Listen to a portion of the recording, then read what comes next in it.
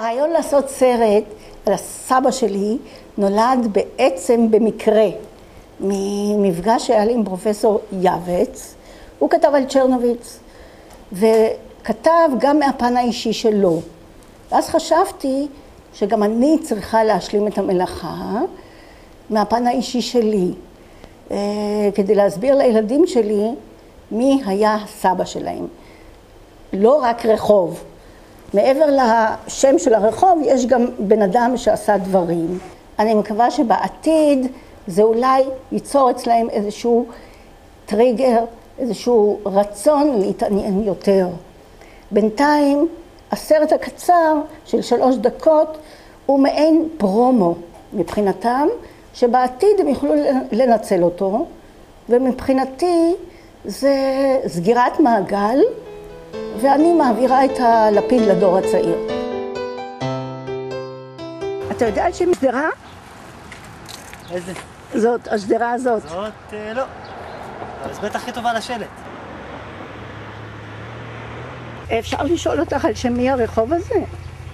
מאיר אבנר, אני לא יודעת אין לי מושג.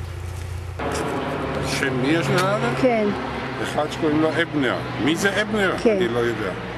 אבל זה איזה יהודי אמריקאי כנראה תרם איזה גרושים. תודה.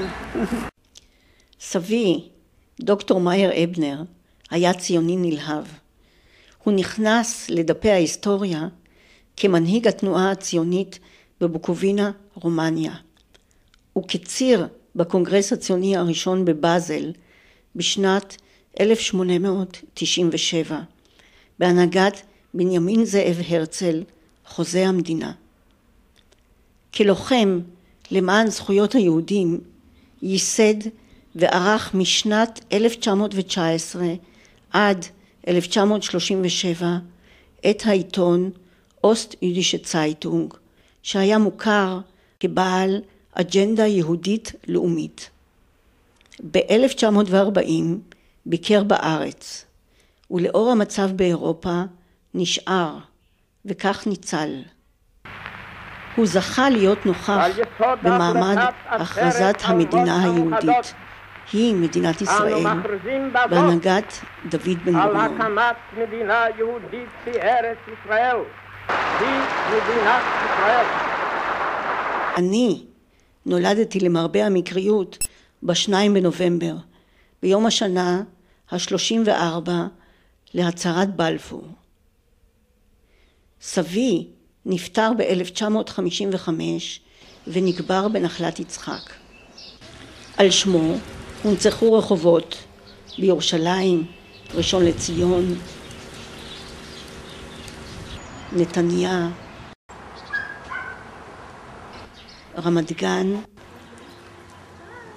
ותל אביב. עבור העוברים ושבים ברחובות אלה אין לכך משמעות, וספק אם הם יודעים על שם מי הרחוב ומי האיש. מאיר אבנר. כן. אך עבורי ובני משפחתי שמורה פינה חמה בלב לכל רחוב ורחוב. כך ימשיך להתקיים זיכרון סבי בהוויית מדינת ישראל שכה חלם עליה.